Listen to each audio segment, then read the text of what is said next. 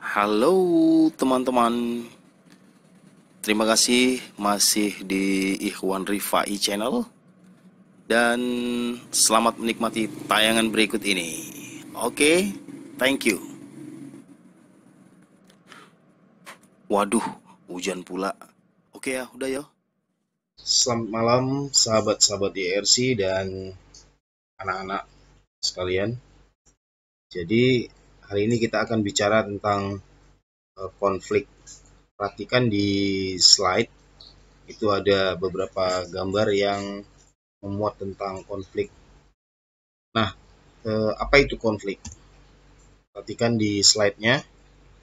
Kita ambil pengertian dari Sujono Sukanto bahwa dia mengatakan konflik itu adalah sebuah proses sosial di mana individu atau kelompok berusaha untuk memenuhi tujuannya dengan jalan menantang pihak lawan yang disertai ancaman atau kekerasan. Nah, kalau kita mengacu pada apa yang disampaikan oleh Sujono Sukanto, berarti konflik ini adalah sebuah proses individu atau kelompok ketika dia ingin memenuhi tujuannya, itu ada pihak-pihak yang menghalang-halangi atau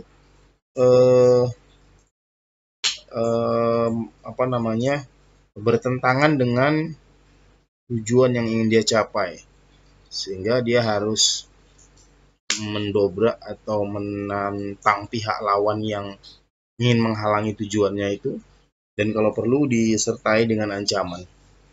Seperti itu konflik menurut Sujono Sukanto.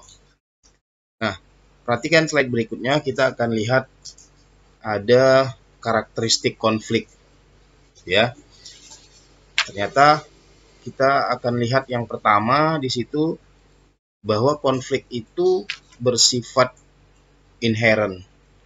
Apa itu bersifat inherent?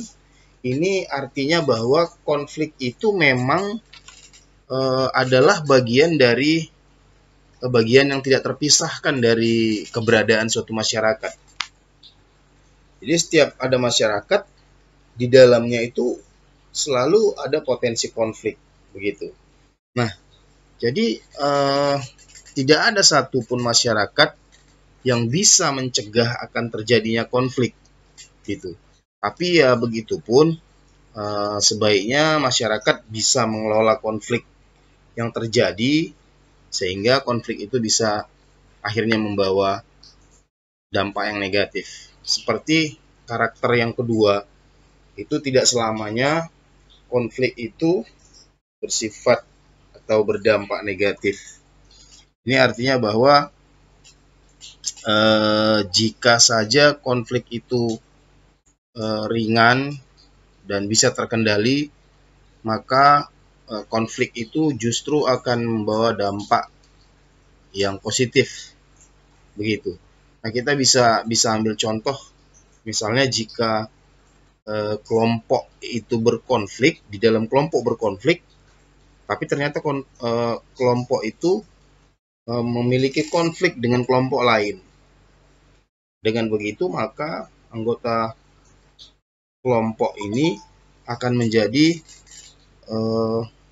bersatu dan tidak lagi berkonflik. Maksudnya bahwa konflik yang terjadi dengan kelompok lain justru akan membuat kelompok itu menjadi lebih solid. Seperti itu karakter yang kedua. Perhatikan di slide ada karakter yang ketiga. Karakternya potensi perbedaan dapat dikurangi.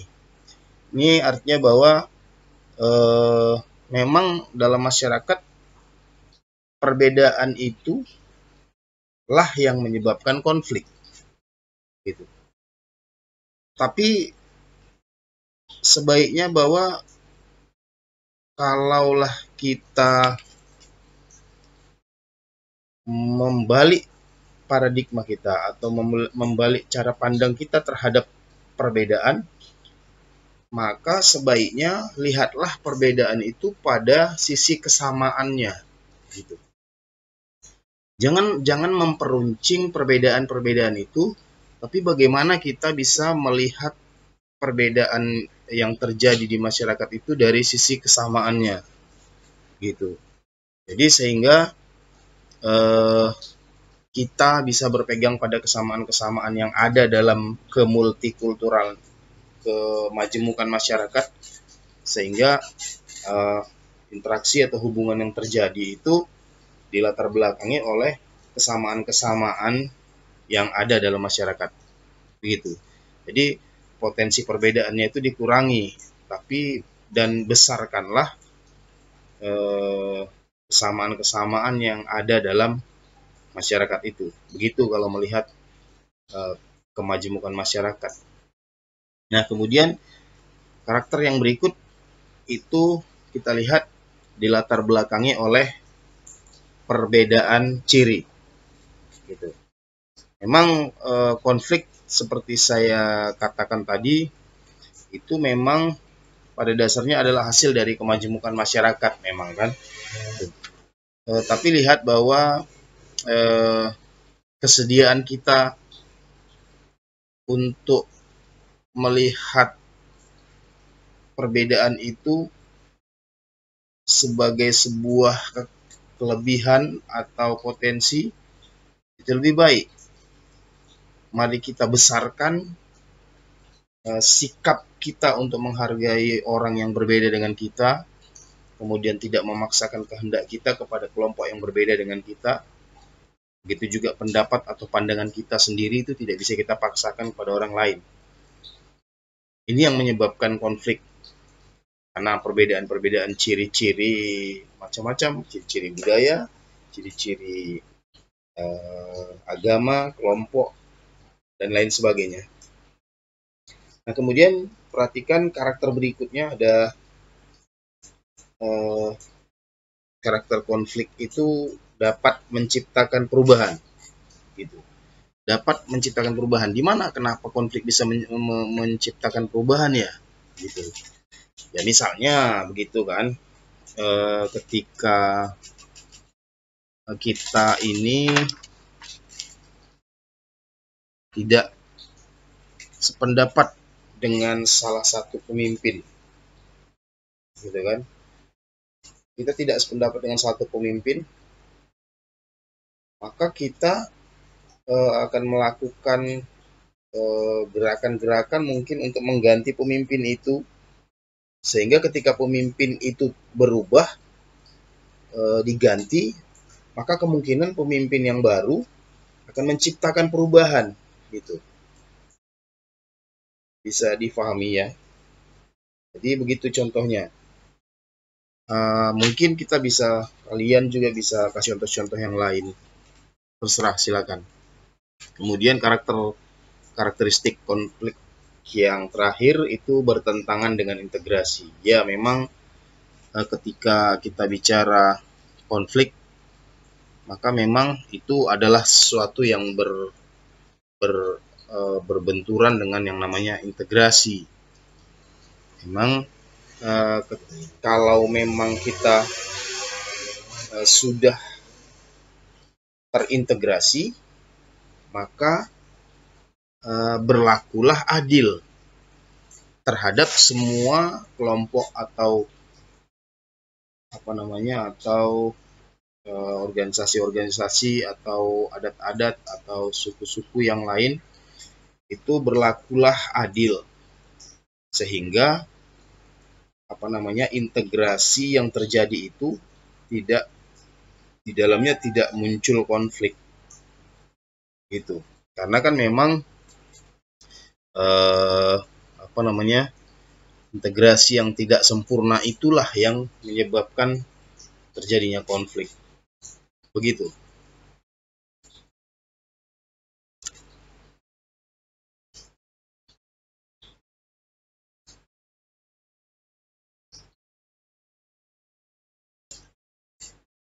Baik, sekarang kita akan lanjut pada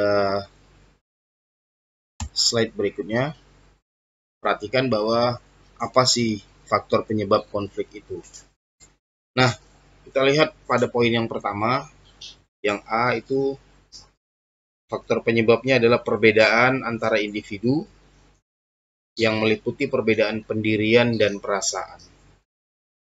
Memang setiap individu, setiap kelompok memiliki perbedaan-perbedaan dalam pendirian atau perasaan mereka terhadap sesuatu gitu. Saya bisa kasih contoh misalnya, kalau ada orang misalnya mengadakan satu acara apa ya, acara nyanyi-nyanyi lah atau acara keyboardan gitu. Ada keyboard yang sedang dibuat oleh masyarakat. Nah, sebagian orang berpendirian atau berprinsip bahwa kegiatan seperti itu adalah kegiatan-kegiatan yang tidak penting. Kegiatan-kegiatan yang menghabiskan waktu dan tidak memiliki manfaat. Tapi bagi sebagian orang, mereka punya pendirian bahwa kegiatan-kegiatan seperti itu adalah kegiatan yang justru mengikat tali persaudaraan gitu, membangun kedekatan sosial dan hal-hal positif yang mereka anggap sendiri, yang mereka pikirkan sendiri bahwa kegiatan itu punya dampak-dampak positif itu. Nah, jadi ada dua hal yang punya pendirian yang berbeda dengan satu satu fenomena sosial atau satu kegiatan sosial, sehingga perbedaan pendirian itulah yang menyebabkan konflik di masyarakat. Nah, kemudian perhatikan di slide-nya, yang kedua bahwa penyebab konflik itu adalah perbedaan latar belakang kebudayaan. Nah, ini juga bisa menjadi faktor penyebab konflik. Nah, kebudayaan yang berbeda tentu kadang-kadang bisa menyebabkan konflik itu. Kalau misalnya orang Batak itu kan suaranya keras, kemudian kepribadiannya sebenarnya baik, tapi karena tampilannya kadang-kadang sangar, keras begitu, suaranya lantang, itu dihadapkan dengan budaya orang Jawa yang biasa lebih santun, katanya begitu, cenderung lebih lembut, itu sehingga kadang-kadang ketika berinteraksi ada ketidakmengertian orang terhadap budaya orang lain, sehingga itu menyebabkan mereka bisa jadi konflik. Itu kok kasar kali ngomongnya gitu. Memangnya dia siapa katanya? Padahal memang kebiasaan budayanya seperti itu. Gitu. Kita nggak usah bicarakan kenapa orang Batak pada umumnya seperti itu. Ya, kita nggak usah bahas di sini. Nanti mungkin ketika tatap muka kita bisa lebih dalam lagi membicarakan itu. Bagaimana orang Batak ketika datang ke daerah pegunungan, bagaimana faktor geografis membentuk kepribadian mereka dan sebagainya. Yang jelas itu faktor penyebab konflik yang kedua. Kemudian perhatikan yang ketiga, itu ada perbedaan kepentingan antara individu. Itu sudah jelas. Ketika kepentingan seseorang itu berbenturan dengan kepentingan orang lain, maka kemungkinan besar konflik akan terjadi. Begitu juga dengan kelompok, ada kelompok yang punya kepentingan tertentu, kemudian ada kelompok lain yang juga punya kepentingan tertentu dan itu berbenturan, maka konflik terjadi. Bisa dipahami ya? Oke. Kemudian yang keempat, situasi yang saling bertolak belakang atau kesenjangan. Nah, ini persoalan bagaimana ada perbedaan atau kesenjangan antara masyarakat. Ya, misalnya masyarakat miskin dan masyarakat kaya. Kalau istilah Marx, orang borjuis dan orang proletar. Ini konflik terus terjadi gitu. Ini apalagi kadang-kadang ada kecemburuan pada masyarakat-masyarakat mungkin kelas bawah, yang kecemburuan itu terakumulasi, kemudian situasi itu juga diperburuk dengan adanya mungkin diskriminasi pada kelompok-kelompok tertentu, ya kan, untuk bisa memiliki peluang memperbaiki taraf hidupnya. Nah, artinya begini, sudahlah miskin, tapi untuk mendapatkan akses terhadap sumber daya negara juga susah. Jadi ini anggap saja misalnya sudah susah berobat ke fasilitas kesehatan yang baik juga payah. Mau sekolah di tempat pendidikan yang bagus juga susah. Dan peluang-peluang untuk mendapatkan pekerjaan yang lebih baik juga susah. Ini bagian dari diskriminasi juga terhadap masyarakat kelas bawah. Ini yang menyebabkan konflik itu terjadi. Nah, oke, kita perhatikan ke slide berikutnya. Nah, ini yang kelima atau E, itu perbedaan cara mencapai tujuan. Nah, kenapa ini bisa menyebabkan konflik? Nah, orang ketika mencapai tujuan tertentu, itu kan caranya beda-beda. Itu caranya berbeda-beda. Kita ambil contoh misalnya, kalau dalam skup kecil misalnya di dalam kelas, kalau sama-sama sudah punya komitmen untuk mendapatkan nilai yang bagus, ada sebagian siswa yang belajar dengan keras, membahas soal dan sebagainya untuk mendapatkan nilai yang bagus. Tapi ada sebagian lain yang menghalalkan segala cara untuk mendapatkan nilai yang bagus itu. Contoh misalnya ngopek, atau searching internet diam-diam gitu. Sehingga kan ketika di akhir, maka sebagian akan marah mungkin kepada yang lain karena tidak melakukan hal-hal yang benar yang sudah menjadi aturan-aturan di situ, ya kan? Sehingga hal-hal seperti ini bisa menjadi konflik. Itu contoh kecil. Nah, selanjutnya kalian bisa ambil contoh lain, cara mencapai tujuan-tujuan tertentu, sehingga cara-cara ini yang menyebabkan orang jadi konflik. Coba pikirkan sendiri apa kira-kira contoh yang lain. Oke, bisa dipahami ya, biar ada tugas juga. Nah, kemudian yang keenam atau yang F, itu penyebab konfliknya adalah ketidaksamaan status gitu.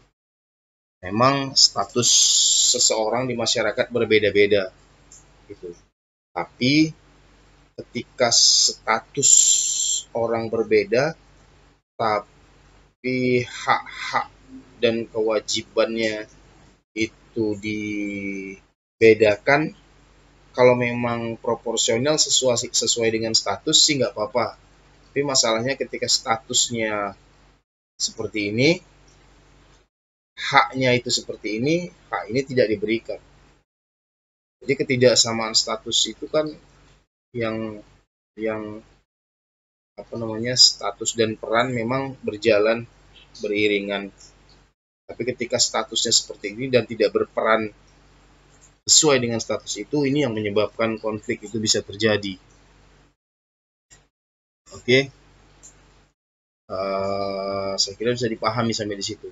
Nah, sekarang yang terakhir, yang G, itu adanya perubahan yang cepat dan mendadak dalam masyarakat. Apa yang bisa menyebabkan konflik ketika jika perubahan itu terlalu cepat dan mendadak dalam masyarakat. Kita bisa ambil contoh, misalnya ada pihak-pihak yang suka pada perubahan, ada pihak-pihak yang tidak suka pada perubahan. Ini yang bisa sering terjadi konflik. Siapa sih orang-orang yang suka pada perubahan? Itu biasanya orang-orang yang lebih maju, yang lebih kekinian, itu terbuka terhadap perubahan. Sedangkan kalau orang-orang yang tidak suka pada perubahan itu biasanya orang-orang yang sudah mapan, kemudian dia ingin mempertahankan status quo, mau kekal aja di situ, sehingga setiap perubahan terjadi dia takut, karena dianggap perubahan itu akan mengganggu kemapanannya, begitu.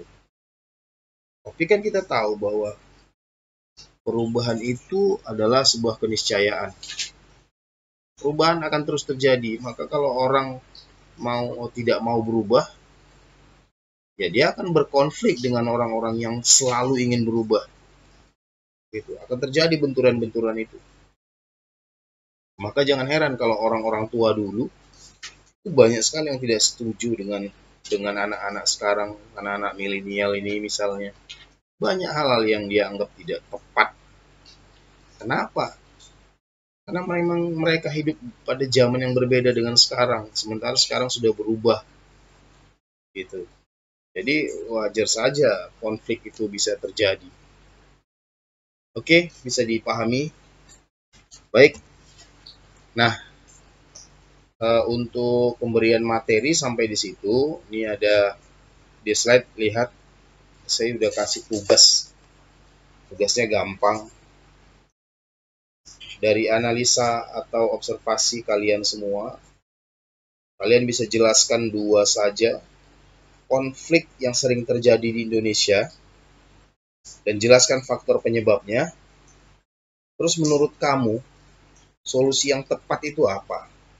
Ya, kita sih bukan pakar ilmu sosial, bukan pakar konflik, tapi kita bisa juga memberikan opini paling tidak untuk solusi yang bisa kita tawarkan dalam menangani konflik yang terjadi dari apa yang kalian jelaskan itu.